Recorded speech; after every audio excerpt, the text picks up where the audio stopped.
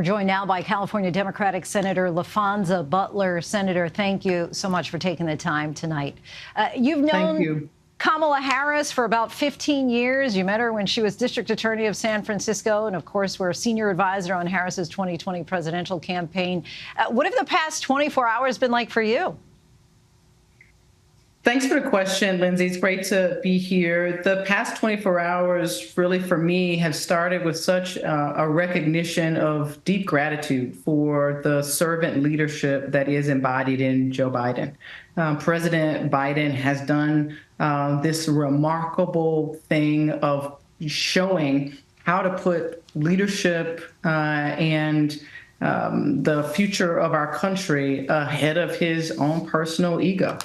He is a leader who we all would aspire to emulate at any opportunity we could, and it's been pretty busy. It's been a 24 hours of excitement, 24 hours of pride, 24 hours of communicating with Californians and thinking about with my little girl how just incredibly special this moment is that she gets to think about and see Kamala Harris, the vice president, be positioned to secure the nomination for the Democratic Party and to go on to beat President Trump in November.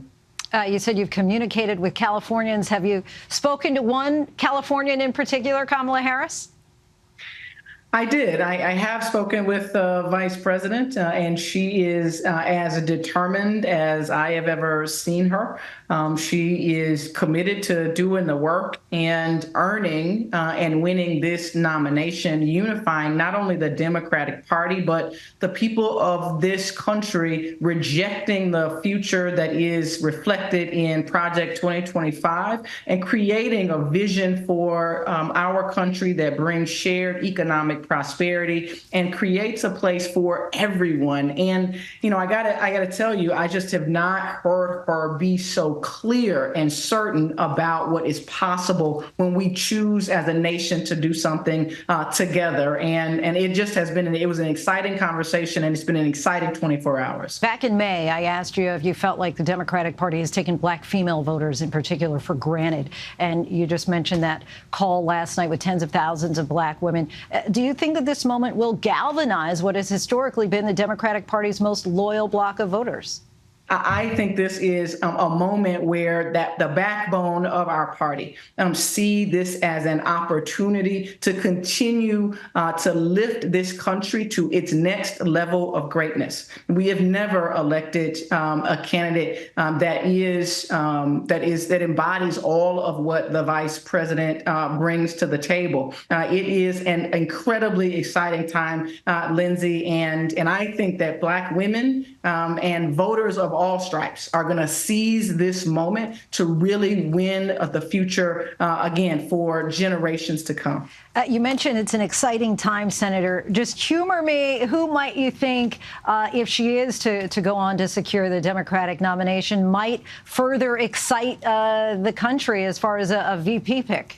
So I think that it's going to be a pick that really comes down to who can she best work with, who shares her vision for the country moving forward, who is going to be committed to demonstrating every single day that the people of this country are more important than any politic or party. And I think she's got to urgently deliberate and get to a conclusion there. But anyone that she chooses, all of the names that have been out there are committed Democrats, I think, who could share that value set, and we would be well served by working with any of them. So before I let you go, I know you're not running for re-election, but since you did work on her 2020 campaign, have to ask, might you consider joining the Harris campaign if she asked? Look, if she asked, I would stand at the ready. This is a candidate who I have believed in since the first day that she walked into the office of my union hall back in 2009 and 2010. She has shown to me every day since then that she is committed to doing the right thing for the most people and sacrificing herself and her own personal ambition to get it done. And if this was a moment that she called me forward, I owe it to the 40 million Californians who sent us both here to make sure that we are doing the best that we can for the most people that we can, and to show my little 9-year-old daughter that she can do and be anything. That's the opportunity that's in front of us. Senator Laphonza Butler, we thank you so much for your time. Appreciate it. Thank you.